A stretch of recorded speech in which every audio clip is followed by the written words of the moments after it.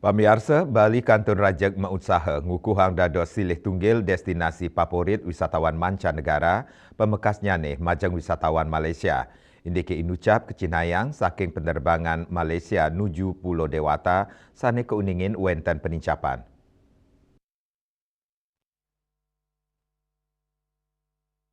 Pinaka silih tunggil negara tetangga sane madue prakanti sarang Indonesia, Malaysia nyumbang wilangan wisatawan sane ageng ke Bali nyabran warsenyane. Ring sawetara bulan ungkuran panincapan kunjungan wisatawan Malaysia saya nincap sinarengan ring mawowohnyane frekuensi penerbangan langsung saking makudang-kudang kota ring Malaysia nuju Bali. Jenderal Manajer PT Angkasa Pura I Bandara Gusti Ngurah Rai Handi Heryu Ditiawan Mausang, Malaysia dados silih tunggil rute antuk kuentenan penumpang pinih akeh ring Bandara Gusti Ngurah Rai.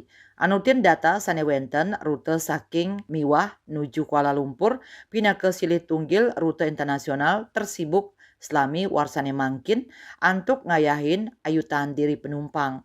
Lianan punike pengrau WNA Malaysia ring Pulau Bali taler kekantenang ageng inggih punike kantos 140 talian diri ring warsani mangkin kantos bulan Juli.